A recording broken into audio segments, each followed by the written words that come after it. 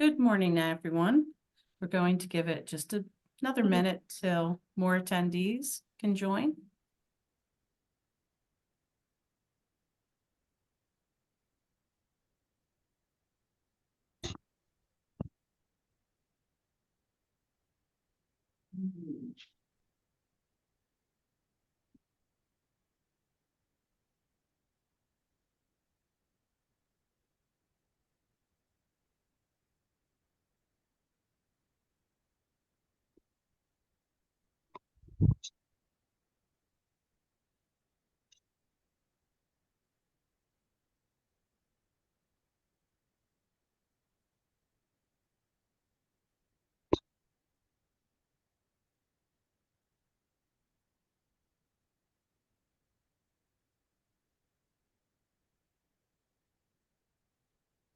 Okay, we're going to go ahead and get started. So good morning and welcome to today's webinar, Metals Manufacturing Pollution Prevention. We are showcasing Benton Foundry's green initiatives that have significantly reduced energy consumption and waste.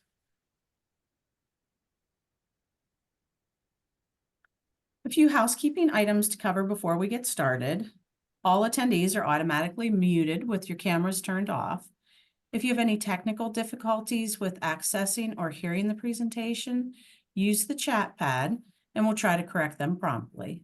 You can submit questions at any time during the webinar using the question and answer button. However, we'll wait until the end to answer questions for PennTap and CEDACOG. And at the end of our Benton presentation, Kevin would be able to take some questions. This will allow us to move through the rest of the material a little bit more efficiently. If you have any questions after the webinar is over, please email them to pentap@psu.edu. And this webinar is being recorded and will be uploaded onto the PennTap website. You'll receive a follow-up email notifying you when the recording is available, along with a PDF of the presentation.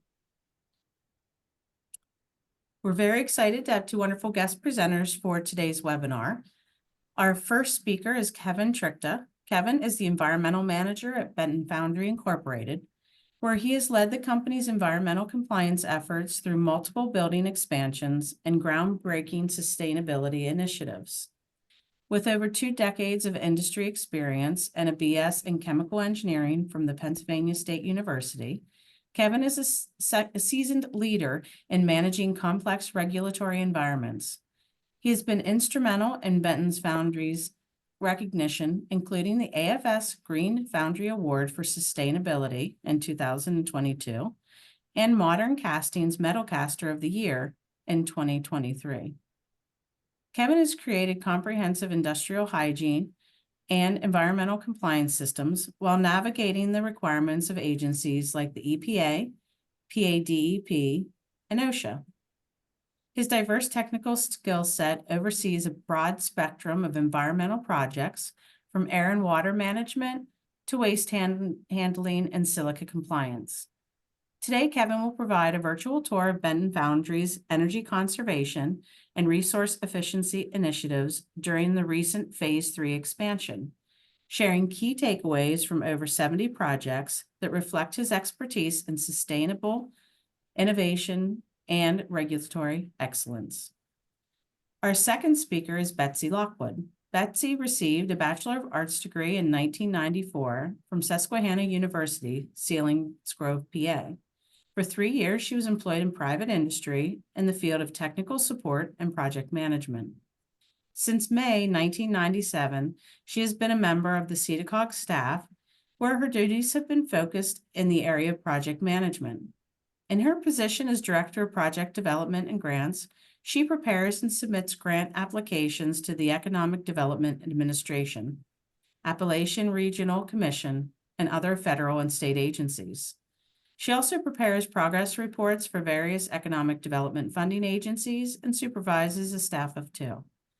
She is a 1999 graduate of Leadership Susquehanna Valley. In 2003, completed the Economic Development course sponsored by the International Economic Development Council in Penn State, Harrisburg.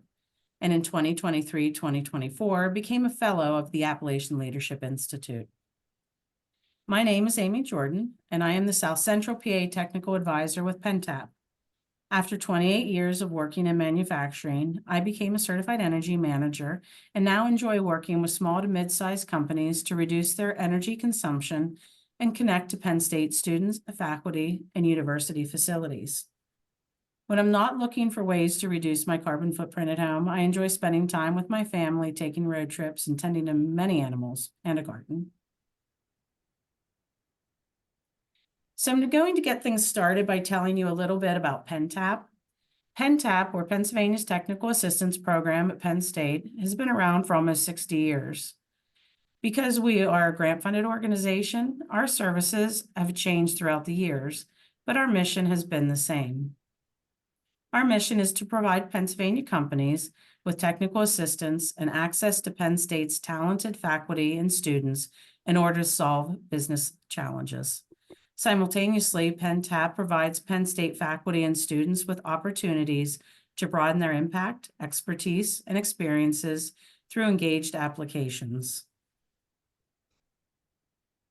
PennTap has a diverse staff with backgrounds in chemical engineering, electrical engineering, environmental science, manufacturing, entrepreneurship, and community and economic development. Our staff includes 3 certified energy managers, certified water efficiency professional, professional geologist, a lead green associate, and 6 Sigma green belts.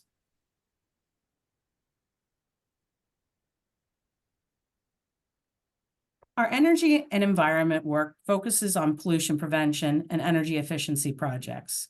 We also have the opportunity to take projects to the next level with economy, energy, and environment assessments and energy management systems. The most common energy service is the P2E2, which refers to our pollution prevention and energy efficiency assessments. These assessments are at no cost to our Pennsylvania small to mid-sized manufacturers. In this work, PennTap will complete an on-site assessment. We evaluate the facility's utility consumption, which includes learning about the facility's processes, equipment, and operations. We analyze the data and provide a report that can assist with planning future building and equipment upgrades. If a company has an upgrade in mind, we may be able to assist with grant applications that can reduce the payback on the energy efficiency improvement projects. Again, these assessments are typically at no cost to the business. The second pillar of services is innovation. Through engagement with faculty, students, and facilities, we can help Pennsylvania businesses develop new products and save time with process improvements. Technology assessments and entrepreneurial assistance is the foundation of our innovation services. Faculty and student engagements is a valued innovation resource. There are opportunities across the Commonwealth for student engagement with industry. In some cases, it's a capstone course. In others, it's an industry classroom collaboration organized by a faculty member. We're very proud of our 2023 impact as reported by our clients. Our clients reported $8.4 million in economic benefits and 26 jobs created or saved. We educated over 1,000 individuals and engaged more than 220 students. 47% of our 95 client cases were environmental justice areas. Now you know a little bit about PennTap. Let's hear from Kevin with Benton Foundry about their energy conservation and green initiatives. Thank you, Amy. You're welcome. I want to extend appreciation to PennTap and CEDACOG for providing this forum today. The recent expansion of ours and subsequent ripples in the pond, so to speak, has been quite a ride, but not unique in our journey, and we'll see some more of that as we go. Go ahead and go to the next slide, please. So the way I want to do this is we'll take you on a bit of a virtual tour of the plant and the process here. Benton Foundry is a third-generation family-owned business, and we're currently training the fourth generation as we speak. They owe a lot of their success to coherent and well-thought-out succession plans and effective business management techniques. We're located in rural Northeast Pennsylvania. As you can see from the picture, we very much love our neighbors. We are a gray and ductile iron foundry. If anybody understands what that means, a little bit beyond that, we are a coreless induction melt. We use electric furnaces, and we pour our iron in green sand. We currently employ around about 250 employees, and we're still filling out the recent expansion, but we're just about up to speed on it. Go ahead and go to the next slide. One of the things I wanted to go over with the sort of projects that we've been through and such, some of them can be quite daunting when you look at them in the wrong light. Picture on the screen right now is one of my favorite photographs ever. This was taken from Voyager 1 in 1990. If anybody wants to look up on YouTube, the famous physicist at the time, Carl Sagan, coined this as the pale blue dot, and he referred to our planet as a mote of dust hanging suspended in a sunbeam. It's a good example of when you change how you look at a problem, you can change everything about that problem. So one of the, well, keep that in mind for a minute. Let's go ahead to the next slide. We'll get into the meat of the presentation here. So when you're considering a project, obviously you have to consider how it affects your business, how it's going to run, how it's going to increase efficiency, how it's going to increase throughput, things of that nature. So when we ask ourselves about energy conservation, green initiatives, those sorts of things, it's very important to rationalize it. They're sometimes very difficult things to monetize, and they're very difficult to translate into a bottom line, let's say. What I can say right off the bat is don't pursue efficiency or green initiative out of fear or from a position of lack or because you think somebody out there is going to yell at you for not doing it. What you should do is pursue what improves your company, makes it stronger, and in turn, you can use your company to improve the world around you.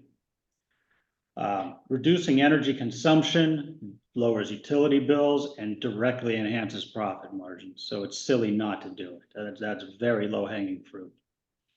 Sustainable practices, the real version of sustainable, not what we've come up with in the last couple of years, but true sustainable practices lead to improved efficiency in processes, reduces waste, lowers operational costs. It only provides good value.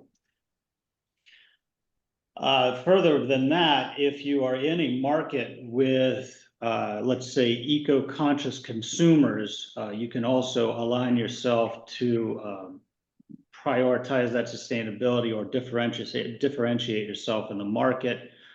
You may even have your sales force use those particular tactics.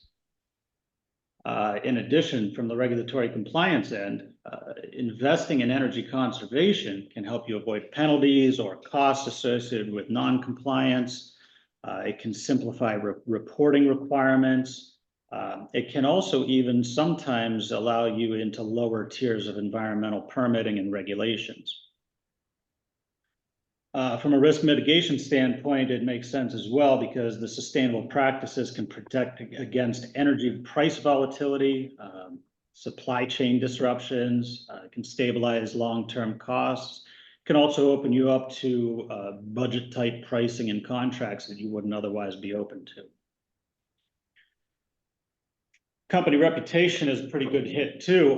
Companies known for sustainability and can develop that sort of air in the market.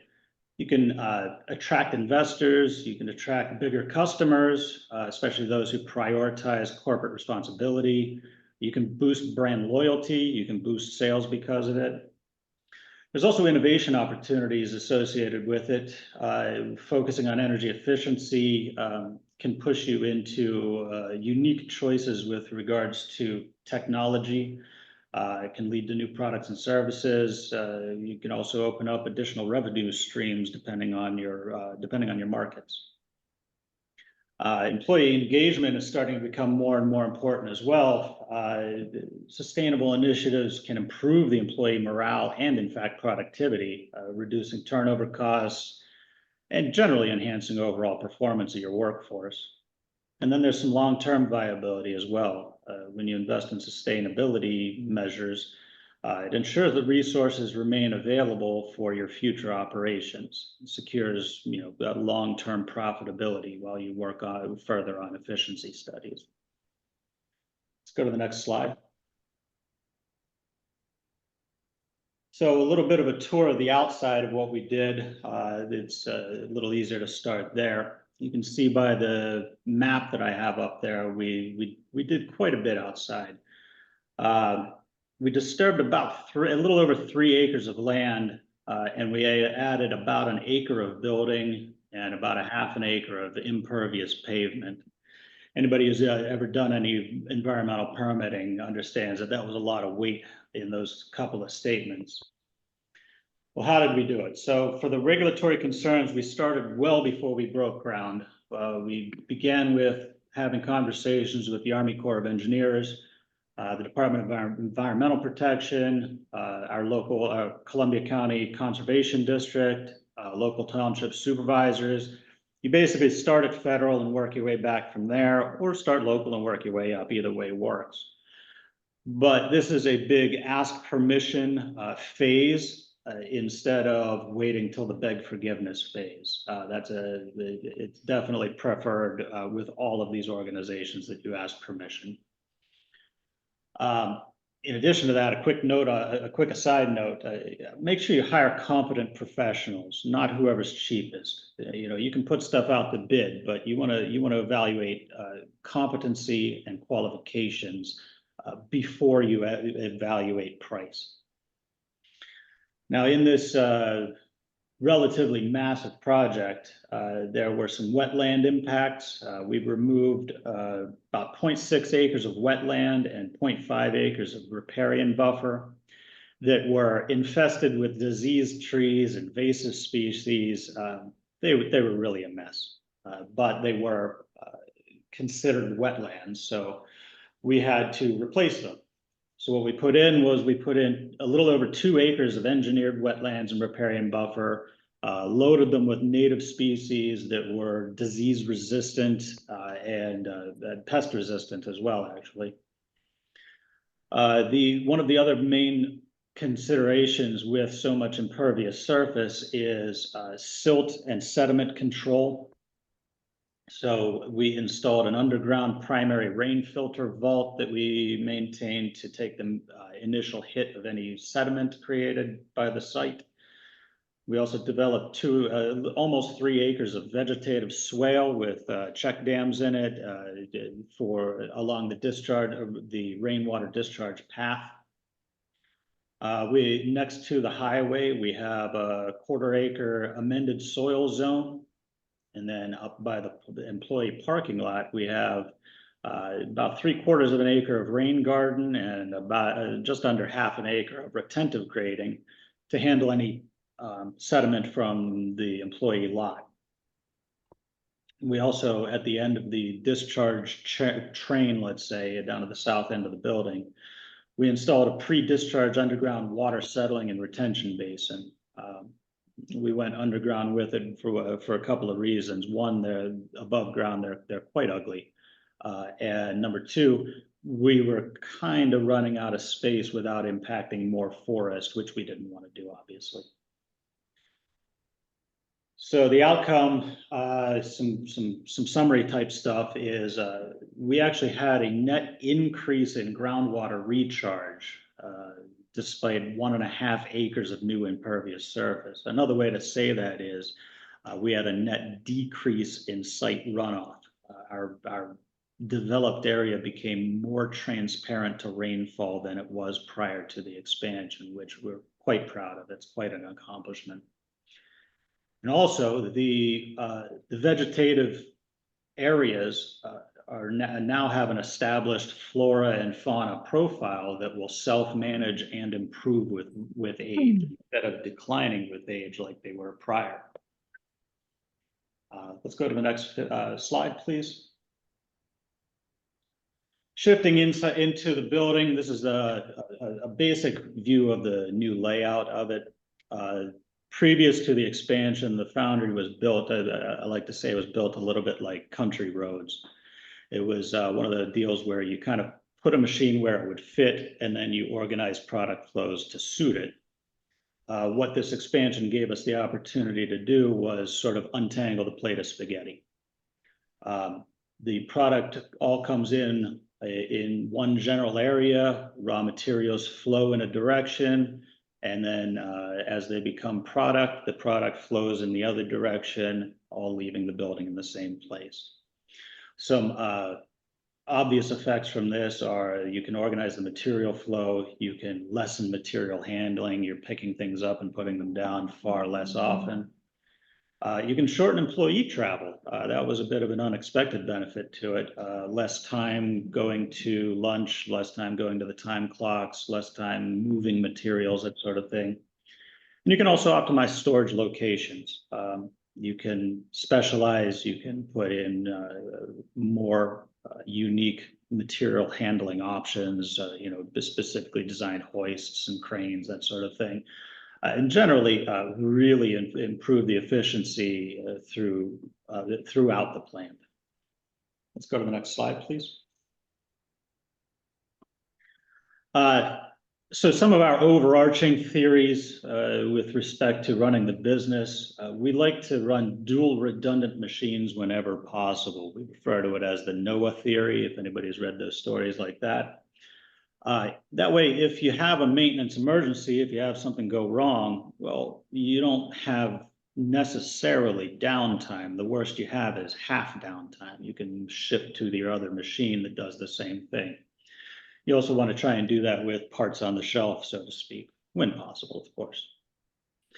We've also put quite a bit of effort into trying to take the muscle and danger out of the work. The sort of connotation associated with a foundry is that it's filthy and terrible and hot and difficult, and there's sledgehammers and there's wheelbarrows. It's not really like that anymore. Certainly not at our place. We've put in power lift tables and lifting hoists. We've put in machines where there used to be none. We have robotic grinding cells. We've really tried to take the muscle out of the work. And there's been some benefits to that as well. One is obviously decreased injuries, which is fantastic. But it's also given us the opportunity to open up quite a bit of the foundry's workforce to both genders, effectively doubling our employment pool to be able to select from. Another thing that we like to do is we like to standardize repair replacement parts at all opportunities. This comes in to play, especially when you're installing new machines. You want to take your time installing the first one of a machine and make sure you're doing it right. And that way you can follow your blueprint later of what you did in the past, and then the parts are generally compatible. It really cuts down on how much space you have to have in your storerooms, and it really cuts down on the headaches that your maintenance department has.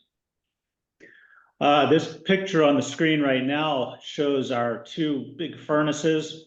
We run two 10-ton coreless induction furnaces, and you can see how it's set up with a rail system for the feeder charge between them. This is an example of the NOAA theory I mentioned before.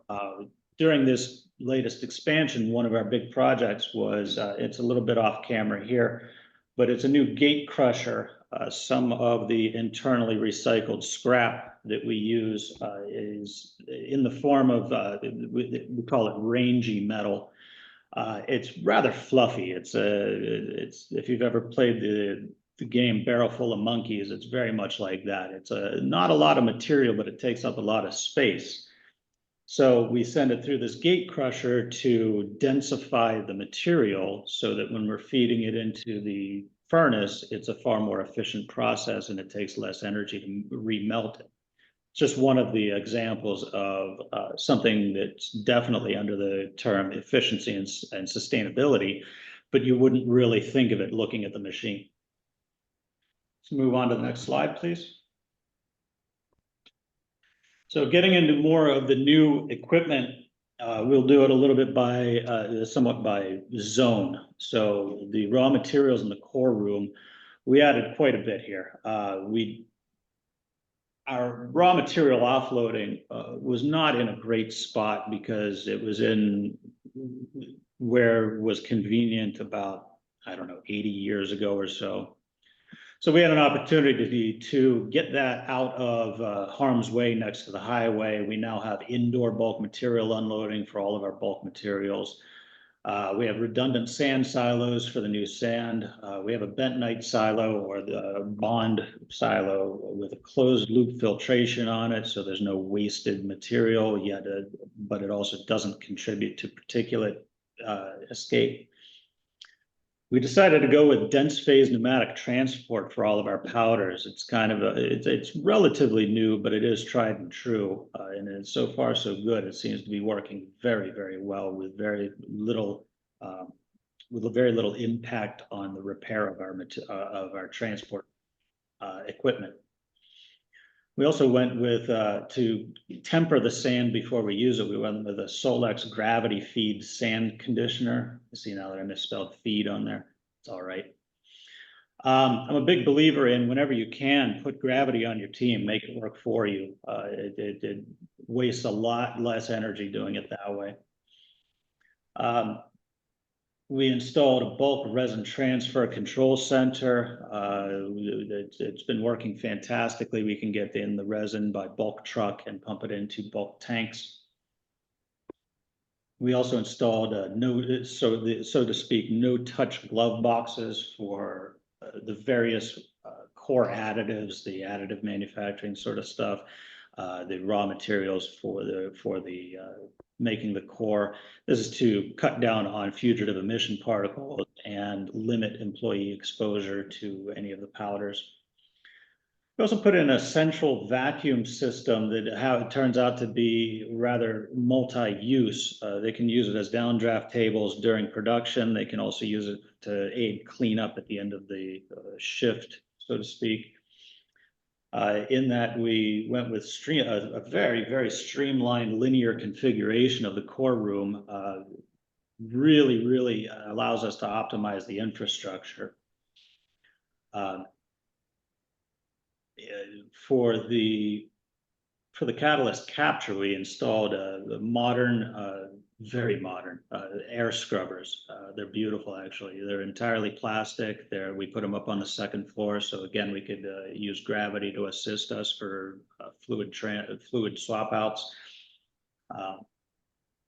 With the linear installation of utilities and infrastructure of the core room, We were also able to install a unique distribution of HVAC. We made fresh air islands for the operators, and we actually turned the entire area into a positive pressure environment.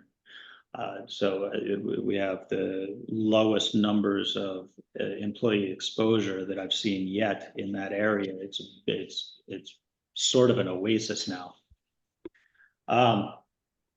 We use local push-pull capture for dust collection as a distinct upgrade from the old dilution capture techniques.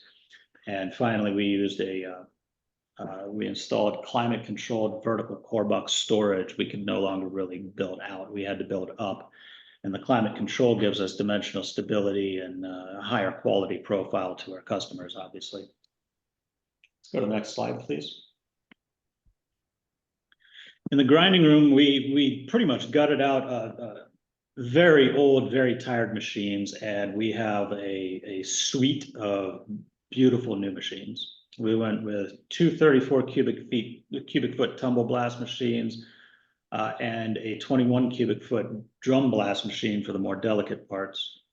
We have a big continuous spinner hanger blast machine. We have a fully redesigned acoustical enclosure for the bench grinding. All of the machines have modern integrated human machine interface devices. They're programmable beyond what we even considered. So there's going to be quite a while of exploration in what we can do with the new machines. We have an integrated semi-automatic conveyor system that handles some automated sorting for us. And some of the conveyors are actually reversible. Now, anybody who's been in a foundry understands that we can't use the nice supermarket checkout conveyor belts. We have to use giant steel vibratory conveyors. So reversible ones is kind of wild. That also opened up a bit of difficulty in that those conveyors are quite loud. So we went with sound dampened conveyor pans, which is we're still having a little bit of growing pains on that one, but we've made immense progress in quieting the place down. Again, reducing employee exposure to sound pressure. And throughout this newly designed grinding, cleaning, finishing, however you want to call it, zone, we've been able to linearize the product flow. So we have, instead of having forklift paths crossing each other, we've pretty much segregated travel and we've simplified everything in that entire area. And then we've tried to standardize communications on the machines as well, to the extent feasible, at least.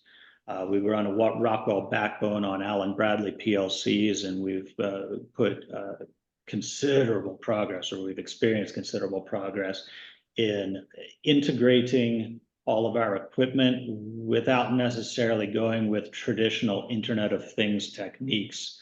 We've remained very invisible to outside, let's say, nefarious forces. Let's move on to the next slide. This is going to be the other half of the finishing process. We're going more and more to robotic grinding cells, and there's a variety of reasons behind that. So we have a current fleet of 8 robots. We have room for 4 more as we, shift production over to it. We like to run Vulcan Foxhall enclosures with the ABB robots inside. They do a fantastic job, and we've worked hand in hand really in the development and trialing of these types of machines. We're what's considered a job shop. I know a lot of foundries have very few part numbers, but a whole lot of production per part number. We're sort of the opposite. We'll do small batches of unique part numbers. And that's kind of a challenge with things like robotic grinding cells. So we made sure to integrate self-managed toolboxes, and we trained a couple of our guys to do local programming. Each of the machines has its own programming that's not centrally controlled, and that's intentional. We also employed diamond abrasives in them.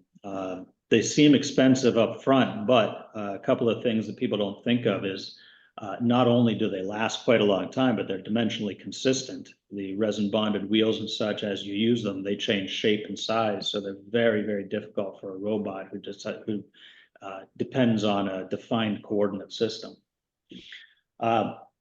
Very high level programming with these things. It's gotten very, very user friendly. So creating programs in them, the training lag time isn't particularly intense. And for the employees, we run air hats across the whole place. There's too many benefits to ignore. Let's go ahead on to the next slide. This is where we start getting into the real meat and potatoes about today's topic. So when doing energy efficiency projects and green initiatives and all that sort of thing, when possible, it's nice to be able to use other people's money. However, you shouldn't base a project's viability on it. You can hit Pennsylvania Act 129 that's some low-hanging fruit on rebates and energy efficiency projects. But we'll go over some more here in a bit. The project list that I listed here is more of a highlights reel. This is not comprehensive in the slightest. And each of these lines represents a major project. You'll see that I listed a whole bunch of LED retrofits. That's kind of intentional. Sometimes when you get into these projects, you hit a project that seems so massive, it's difficult to even wrap your brain around.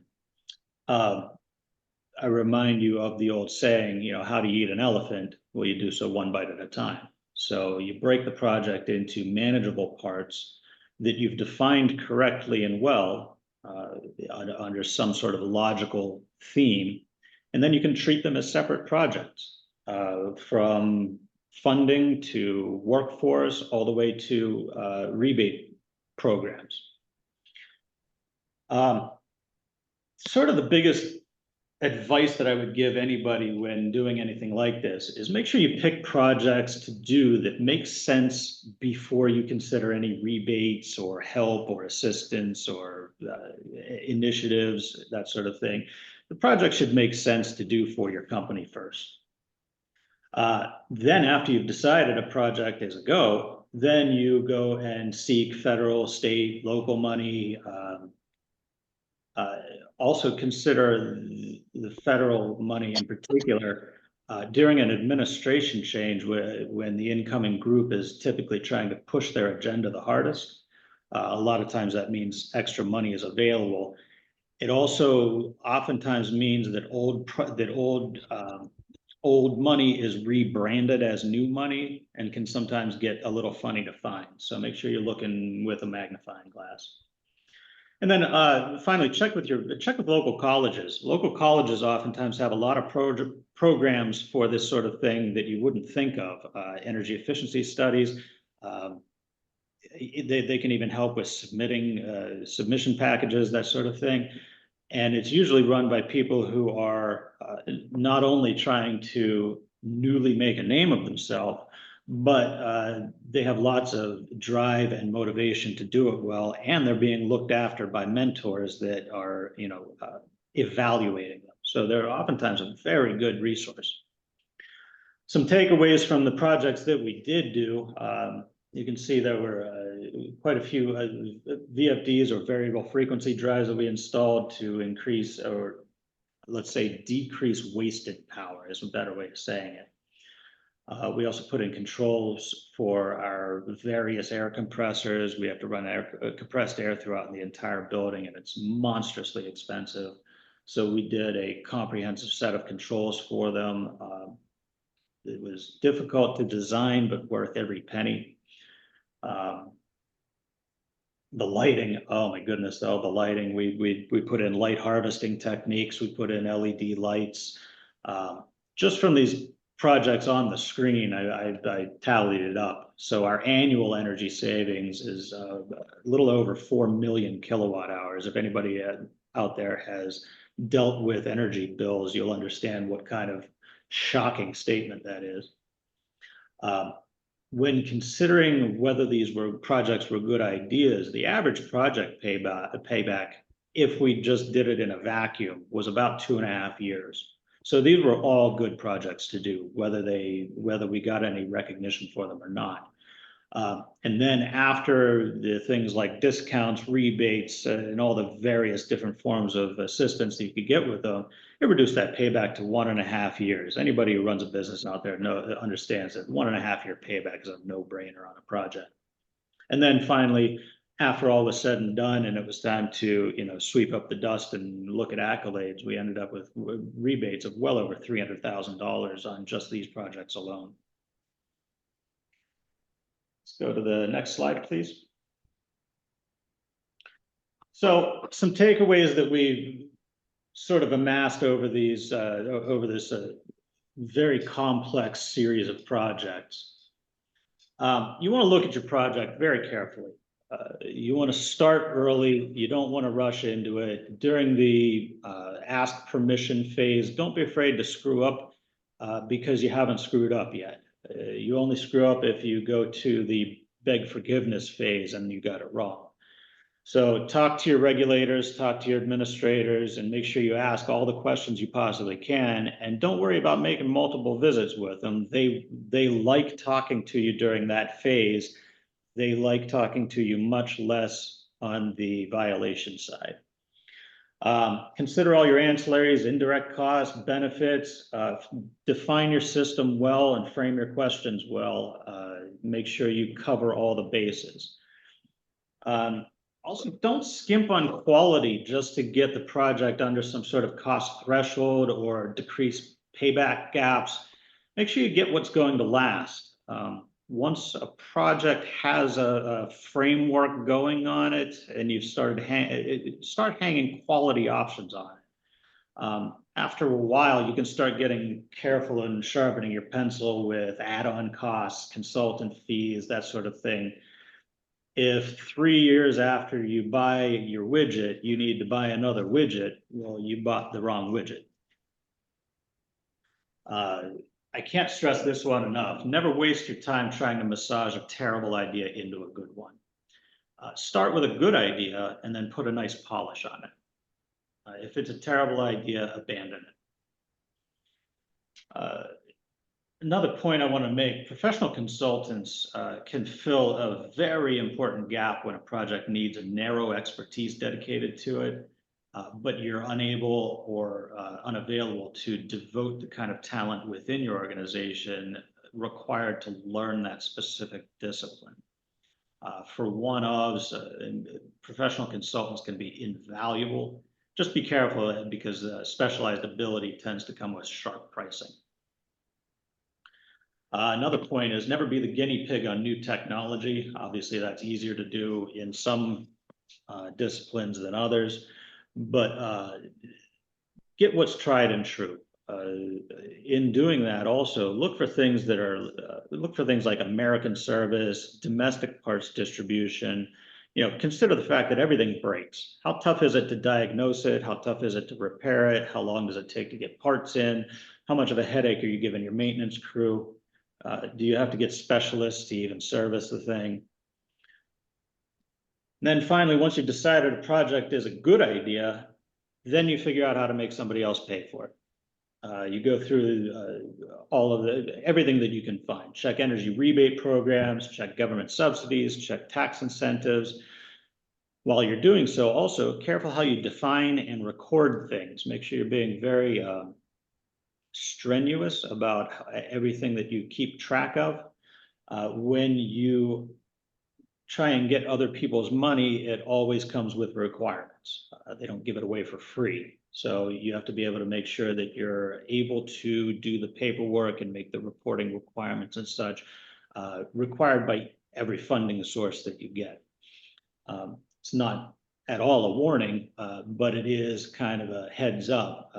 The money's out there, but it doesn't come for free. Let's go to the next slide. Oh, one last note about the money as well. Utility companies at the moment are absolutely and particularly enthusiastic about assisting you or helping you find funding or provide funding. They're under dual pronged fire right now. They are under constant demand to produce more power with increasing power demands with the AI, the charging grids, blah, blah, blah. They're also under direct fire to reduce emissions. Now, obviously, that doesn't work with physics, but it's the cards that were dealt. So they are particularly motivated to help you increase your energy efficiency. So they're a great place to start. That being said, if there's no reason everybody can't do all of this stuff. But again, if you're doing it because you're trying to defend yourself against, let's say voices that don't understand much about business, well, then you're not doing it right. Go out there, get yourself some awards. You can do it just as well as we have. Improve your company and use it to improve the world around you. And then with that, we can go to the slideshow and we can take a couple of questions. Wow, that was fantastic. You guys have done amazing things. And as you were reading through, I'm hearing standardizing, integration, robotics, improving the environment outside plus inside for people, which is a really big deal, obviously. So that's fantastic. So if anybody has any questions, I'm not seeing any right now in the question and answer. So we'll go ahead and move on to, let's see. Again, thank you so much, Kevin. That was amazing. Well, it's been a pleasure. Okay, so now you're going to hear from Betsy with CEDACOG about programs and community support that's available in Pennsylvania. All right, thank you. Thank you, Amy. Good morning. My name is Betsy Lockwood, and I'm the Director of Project Development Grants for the Economic Development Program. CEDACOG enhances the quality of life and economic advantages for residents and businesses in 11 central Pennsylvania counties through its vital partnerships and initiatives. And our tagline is CEDACOG, building strong economies and strong communities. So a little bit about CEDACOG. We serve as an extension of county government. Our board is comprised of a county commissioner from each of the 11 counties and an at-large representative from a business or a local government. The majority of our programs cover our core 11 counties, but some of our programs go outside of our borders. We were originally formed as a 501c3 and called Susquehanna Economic Development Association in 1957. But in 1972, we dropped the acronym, or dropped the name, but kept the acronym. We're now a local development district and an economic development district, and we're organized as CEDA Council of Governments. There are 6 other regional organizations like CEDACOG in Pennsylvania that cover the 52 counties, 52 of the 67 counties that are in the Appalachian region in our state. This is a enhanced picture of our map. We have about 294 municipalities, 4 cities, 76 boroughs, 213 townships. And we have the one, please try again. We have the one town, the only town in Pennsylvania, the town of Bloomsburg. Lycoming County is larger than the state of Rhode Island, and Montour County is actually the smallest county in Pennsylvania. We have a number of services at CEDACOG. We have our business services, which I'm here to talk about today. We also have community development services, services for residents and elderly.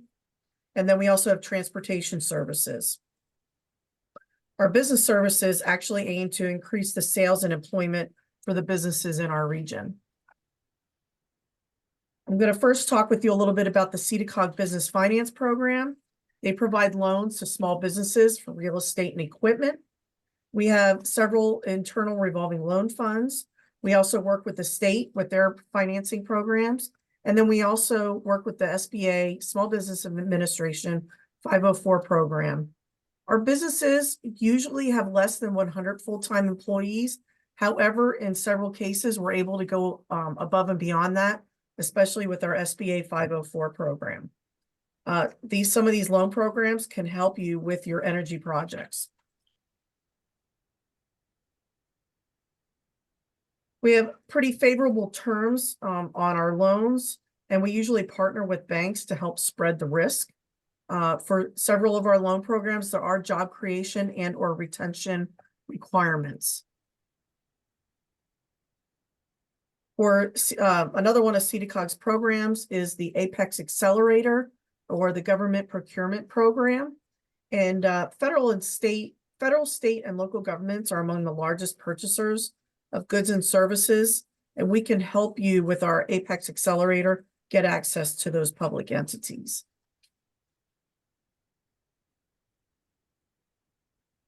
CEDACOG's export marketing program is a program where we partner with the state's Office of International Business Development. Our program can help guide a business through their export processes and the market entry strategy. We can help coordinate business trips with our on-the-ground in-country teams. We can qualify buyers, agents, distributors, and partners through customized searches. We have support for international trade missions and trade shows, and we can help research foreign companies and provide background checks.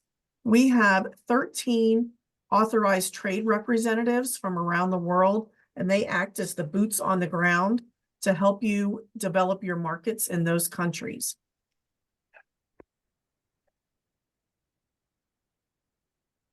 We also have a number of other economic development programs. We provide regional coordination for the Commonwealth's Engage program, where we proactively go out and visit with businesses. We identify challenges and opportunities and create business plans and action plans to help resolve those challenges that you might have or take advantage of opportunities. I'm also the regional coordinator for the Keystone Opportunity Zones, which is a tax abatement program of designated acres of land that are usually zoned commercial or industrial. And then we also act as the boots on the ground for several grant programs, the Appalachian Regional Commission and the Economic Development Administration. And we can also provide businesses with assistance in permitting and other regulatory requirements when you're building or expanding in the region. These are just a few of the programs that we partner with, including including the industrial development organizations, chambers of commerce, the innovative manufacturers, and let me see here, the small business development centers, colleges and universities.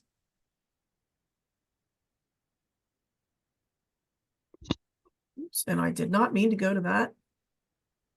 Oh, that's okay. Yep, sorry about that.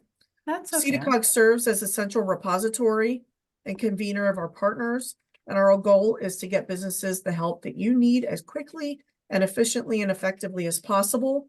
If we don't know the answer to a question, we have a network of organizations, including PennTap, that we can reach out to help you get the answer that you need to your question.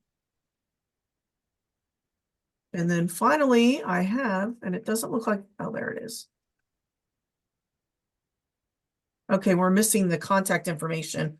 My contact information is elockwood@ceda-cog.org, and I can be reached at 570-524-4491. If anyone would like to reach me, feel free to reach out and we can schedule a meeting with your business. Thank you. Thank you very much, Betsy. It's amazing how much is available on a regional basis for our manufacturers and all the connections that you bring together in helping these businesses. So going to go over just a couple of quick slides just to talk about pollution prevention and how the EPA defines it. So according to the EPA, pollution prevention, which they call P2, is any practice that reduces, eliminates, or prevents pollution at its source before it's created. So as you can see in the waste management hierarchy, pollution prevention is fundamentally different and where feasible, excuse me, more desirable than recycling, treatment, or disposal. Pollution prevention reduces both financial costs and environmental costs. Pollution prevention protects from the environment by conserving and protecting natural resources while strengthening economic growth through more efficient production and industry and less need for households, businesses, and communities to handle waste. So the EPA hosts an annual event. 2024's theme was Together We Are One Planet. Each day of Pollution Prevention Week featured a different theme to help highlight the many ways pollution prevention improves our world. In September, the EPA hosted Pollution Prevention Week. Day one highlighted pollution prevention in industry. So we've heard a lot about that today. Prevention pollution is good for the environment, but it's also good business. Pollution prevention is cheaper than cleaning it up. Day two highlighted pollution prevention in communities. The EPA P2 grants have prevented 1 billion pounds of hazardous waste from being released. The EPA P2 grants have prevented 1 billion pounds of hazardous waste from being released, saved billions of gallons of water, and eliminated millions of tons of greenhouse gases. The federal government is the single largest consumer in the world, spending more than $690 billion on products and services each year, and how federal purchasing of greener products and services can catalyze a more sustainable marketplace, reducing climate impacts, improving the health of frontline communities, preventing pollution, and increasing U.S. industry competitiveness.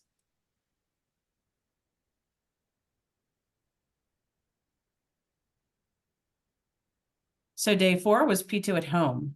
Preventing pollution at home can protect the environment and the health of your family and community. Highlight ways to prevent pollution at home, for instance, by looking for the Safer Choice label to find products that meet high standards for ingredient safety, performance, and sustainable packaging. And finally, on day 5, they highlighted pollution prevention through innovation. The EPA's Green Chemistry Challenge Awards have eliminated 830 million pounds of hazardous chemicals and solvents each year. So the Pollution Prevention P2 program has adopted 6 national emphasis areas, or NEAs, for the upcoming fiscal year 24-25 P2 grant notice of funding opportunities. Establishing these priorities is intended to help focus resources to generate more impactful and measurable results and to facilitate sharing of information among grantees working on similar issues. So NE number 5 is metal manufacturing and fabrication. This is one of the national emphasis areas.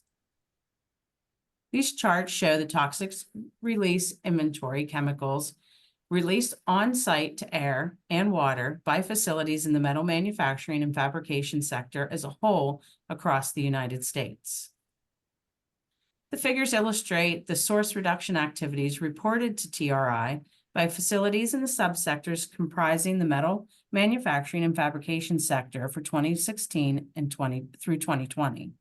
In the bar chart, the number of source reduction activities reported for each metal and its compounds are combined.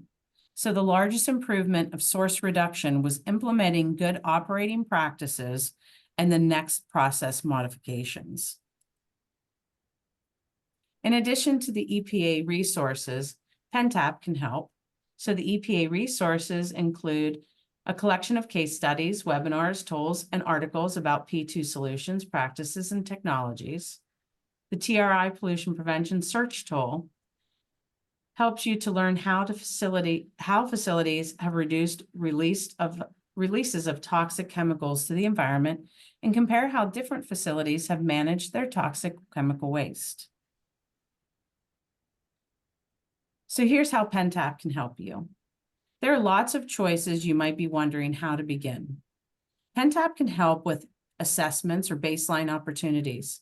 If you are interested in looking at evaluating a particular process, there are students that can take that we can take on a class project, colleges of ag, engineering, or we can partner with local industrial resource centers and their CIC to spend a few days working with your company to identify process improvements and their associated energy savings. So this is the next step from our E2. This is called an E3. If you're looking to monetize a waste stream, PSU has resources for that too, in terms of research partnerships or access to the no-cost Invent Penn State programs. We can help identify grants to pursue these improvements. So give PennTap a call. So I don't see any questions and answers right now, but I want to thank Kevin and Betsy for their fantastic presentations. If you have any questions that you think of after the webinar, please reach out to us and I'll share our information here in the next slide. But I wanted to make sure I mentioned that you can join us for an exclusive in-person tour of Benton Foundry. Participants will witness firsthand the facility's energy conservation and pollution prevention practices in action and gain valuable insight on implementing similar strategies in their own operations. The tour will also feature the Benton Foundry Discovery Center, an exhibit area dedicated to educating customers and the public about the iron casting process and the industry served. Registration is limited due to space constraints, so manufacturers and local officials will receive priority. And if we need to, we'll have a wait list once we reach capacity.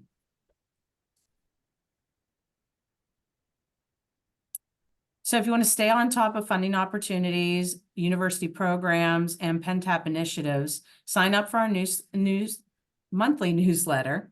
You can scan this QR and of course sign up on our website.